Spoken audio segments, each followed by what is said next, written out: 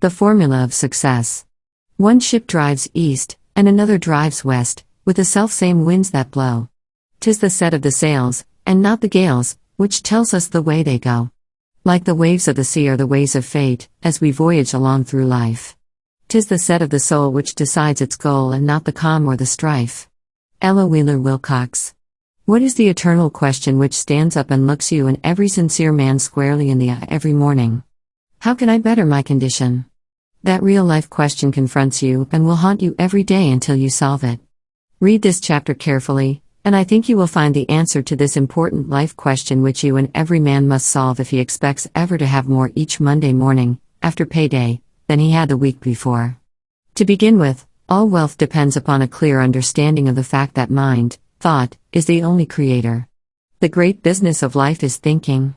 Control your thoughts, and you control circumstances. Just as the first law of gain is desire, so the formula of success is belief.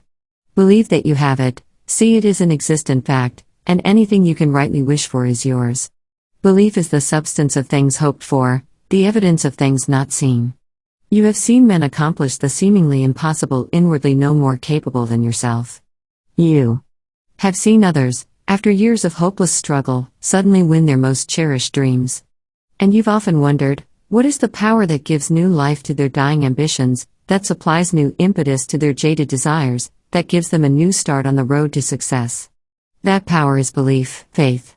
Someone, something, gave them a new belief in themselves and a new faith in their power to win, and they leapt ahead and wrested success from seemingly certain defeat. Do you remember the picture Harold Lloyd was in 2 or 3 years ago, showing a country boy who was afraid of his shadow? Every boy in the countryside bedeviled him. Until one day, his grandmother gave him a talisman that she assured him his grandfather had carried through the Civil War and which, so she said, had the property of making its owner invincible. Nothing could hurt him, she told him, while he wore this talisman. Nothing could stand up against him. He believed her. And the next time the bully of the town started to cuff him around, he wiped up the earth with him. And that was only the start. Before the year was out, he had made a reputation as the most daring soul in the community. Then, when his grandmother felt that he was thoroughly cured, she told him the truth, that the talisman was merely a piece of old junk she'd picked up by the roadside, that she knew all he needed was faith in himself, believing that he could do these things. The talisman of Napoleon. Stories like that are common. It is such a well-established truth that you only can do what you think you can that the theme is a favorite one with authors. I remember reading a story years ago of an artist, a mediocre sort of artist, who was visiting the field of Waterloo and happened upon a curious lump of metal half buried in the dirt, which so attracted him that he picked it up and put it in his pocket.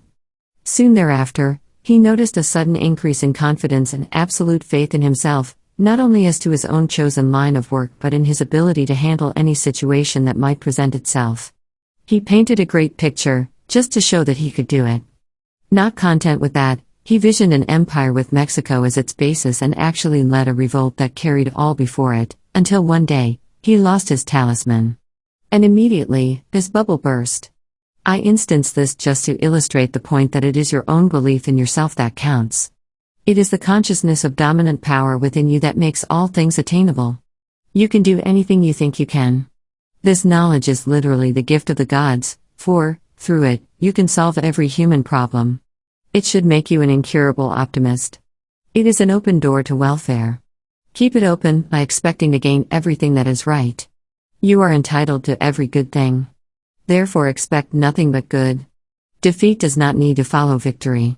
You don't have to knock wood every time you congratulate yourself that things have been going well with you. Victory should follow victory, and it will if you let this mind be in you which was also in Christ Jesus. It is the mind that means health and life and boundless opportunity and recompense. No limitation rests upon you. So don't let any enter your life. Remember that the mind will do every good thing for you. It will remove mountains for you. Bring ye all the tithes into the storehouse, and prove me now herewith, saith the Lord of hosts, if I will not open you the windows of heaven, and pour you out a blessing, that there shall not be room enough to receive it. Bring all your thoughts, desires, aims, and talents into the storehouse, the consciousness of good, the law of infinite supply, and prove these blessings. There is every reason to know that you are entitled to adequate provision. Everything that is involved in supply is a thing of thought. Now reach out, stretch your mind, and try comprehending unlimited thought and supply. Do not think that supply must come through one or two channels. It is not for you to dictate to universal mind the means through which it shall send its gifts to you. There are millions of channels through which it can reach you. Your part is to impress upon mind your need, your earnest desire, your boundless belief in the resources, and the willingness of the universal mind to help you. Plant the seed of desire. Nourish it with a clear visualization of the ripened fruit. Water it with sincere faith. But leave the means to universal mind. Open up your mind. Clear out the channels of thought. Keep yourself in a state of receptivity. Gain a mental attitude in which you are constantly expecting good. You have the fundamental right to all good, you know. According to your faith, be it unto you. The trouble with most of us is that we are mentally lazy. It is so much easier to go along with the crowd than to break trail for ourselves. But the great discoverers, the great inventors, the great geniuses in all lines have been men who dared to break with tradition, who defied precedent, who believe that there is no limit to what the mind can do, and who stuck to that belief until their goal was won, in spite of all the sneers and ridicule of the wiseacres and the it-can't-be donors. Not only that, but they were never satisfied with achieving just one success. They knew that the first success is like the first olive out of the bottle. All the others come out the more easily for it. They realized that they were a part of the creative intelligence of the universe and that the part shares the properties of the whole. And that realization gave them the faith to strive for any right thing, the knowledge that the only limit upon their capabilities was the limit of their desires. Knowing that they couldn't be satisfied with any ordinary success. They had to keep on and on and on. Edison didn't sit down and fold his hands when he gave us the talking machine. Or the electric light. These great achievements merely open the way to new fields of accomplishment. Open up the channels between your mind and universal mind, and there is no limit to the riches that will come pouring in. Concentrate your thoughts on the particular thing you are most interested in, and ideas in abundance will come flooding down, opening up a dozen ways of winning the goal you are striving for. But don't let one success, no matter how great, satisfy you. The law of creation, you know, is the law of growth. You can't stand still. You must go forward, or be passed by. Complacency, self-satisfaction, is the greatest enemy of achievement. You must keep looking forward. Like Alexander, you must constantly be seeking new worlds to conquer. Depending upon it, the power will come to meet the need. There is no such thing as failing powers if we look to mind for our source of supply. The only failure of the mind comes from worry and fear, or from disuse. William James, the famous psychologist, taught that the more mind does, the more it can do. For ideas, release energy. You can do more and better work than you have ever done. You can know more than you know now. You know from your own experience that under proper mental conditions of joy or enthusiasm, you can do 3 or 4 times the work without fatigue that you can ordinarily. Tiredness is more boredom than actual physical fatigue. You can work almost indefinitely when the work is a pleasure. You've seen sickly persons, frail persons, who couldn't do an hour's light work without exhaustion, suddenly buckle down when heavy responsibilities were thrown upon them and grow strong and rugged under the load. Crises not only draw upon the reserve power you have, but they help to create new power. It couldn't be done. It may be that you have been deluded by the thought of incompetence. It may be that you have been told so often that you cannot do certain things that you've come to believe you can't. Remember that success or failure is merely a state of mind. Believe you cannot do a thing, and you can't. Know that you can do it, and you will. You must see yourself doing it. If you think you are beaten, you are. If you think you dare not, you don't. If you'd like to win, but you think you can't, it's almost a cinch you won't. If you think you'll lose, you've lost. For out in the world, you'll find success begins with a fellow's will. It's all in the state of mind. Full many a race is lost ere even a race is run. And many a coward fails ere even his work's begun. Think big, and your deeds will grow. Think small, and you fall behind. Think that you can, and you will. It's all in the state of mind. If you think you are outclassed, you are. You've got to think high to rise. You've got to be sure of yourself before you can ever win a prize. Life's battle doesn't always go to the stronger or faster man, but sooner or later, the man who wins is the fellow who thinks he can. There's a vast difference between a proper understanding of one's own ability and a determination to make the best of it, and offensive egotism. It is absolutely necessary for every man to believe in himself before he can make the most of himself. All of us have something to sell.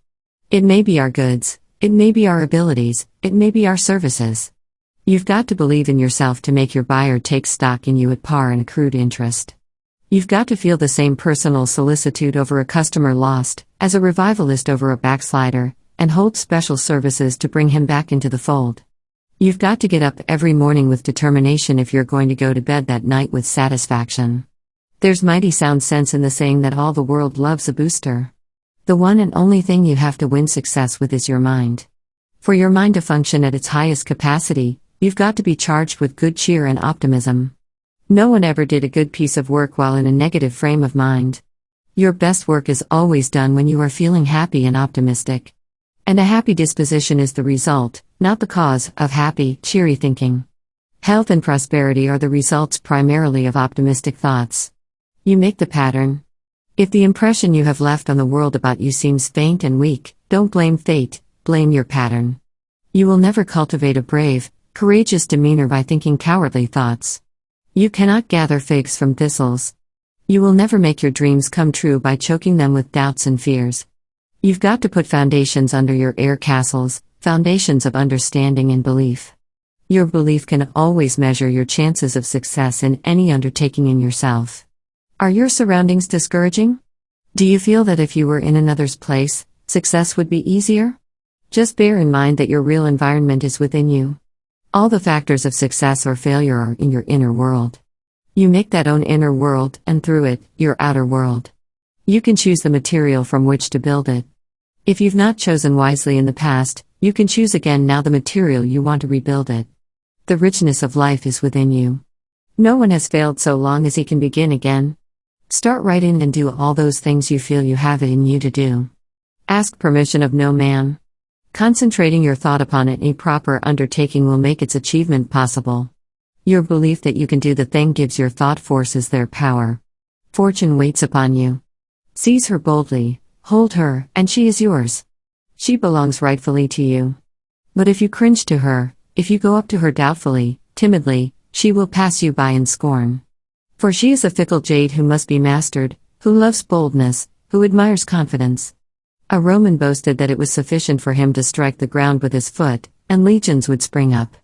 And his very boldness cowed his opponents. It is the same with your mind. Take the first step, and your mind will mobilize all its forces to your aid. But the first essential is that you begin. Once the battle is started, all that is within and without you will come to your assistance. If you attack in earnest and meet each obstacle with resolution. But you have got to start things. The Lord helps them that help themselves is a truth as old as man. It is, in fact, plain common sense. Your subconscious mind has all power, but your conscious mind is the watchman at the gate. It has got to open the door. It has got to press the spring that releases the infinite energy. No failure is possible in the accomplishment of any right object you may have in life, if you understand your power and will perseveringly try to use it in the proper way. The men who have made their mark in this world all had one trait in common: they believed in themselves. But, you may say, how can I believe in myself when I have never yet done anything worthwhile, when everything I put my hand to seems to fail? You can't, of course. That is, you couldn't if you had to depend upon your conscious mind alone. But just remember what one far greater than you said: I can of mine own self do nothing. The Father that is within me, he doeth the works. That same Father is within you. And it is by knowing that he is in you and that through him you can do anything that is right that you can acquire that belief in yourself that is so necessary. Certainly, the mind that imaged the heavens and the earth and all that they contain has all wisdom, all power, all abundance. With this mind to call upon, you know there is no problem too difficult for you to undertake. Knowing this is the first step. Faith. But St. James tells us, faith without works is dead. So go on to the next step. Decide on the one thing you want most from life. No matter what it may be. There is no limit, you know, to mind. Visualize this thing that you want. See it, feel it, believe in it. Make your mental blueprint, and begin to build. Suppose some people do laugh at your idea. Suppose reason does say, it can't be done. People laughed at Galileo. They laughed at Henry Ford. Reason contended for countless ages that the earth was flat. Reason said, or so numerous automotive engineers argued, that the Ford motor wouldn't run. But the earth is round, and the 12th or 15th million for it is on the road. Let us start right now by putting into practice some of these truths that you have learned. What do you want most of your life right now? Take that one desire, concentrate on it, and impress it upon your subconscious mind. Psychologists have discovered that the best time to make suggestions to your subconscious mind is just before going to sleep, when the senses are quiet and the attention is lax. So let us take your desire and suggest it to your subconscious mind tonight. The two prerequisites are the earnest desire and an intelligent, understanding belief.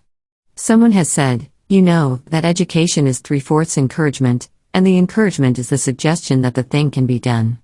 You know that you can have what you want if you want it badly enough and can believe in it earnestly enough. So tonight, just before you drop off to sleep, concentrate your thought on this thing that you most desire in life. Believe that you have it. See yourself possessing it. Feel yourself using it. Do that every night until you actually do believe that you have the thing you want. When you reach that point, you will have it.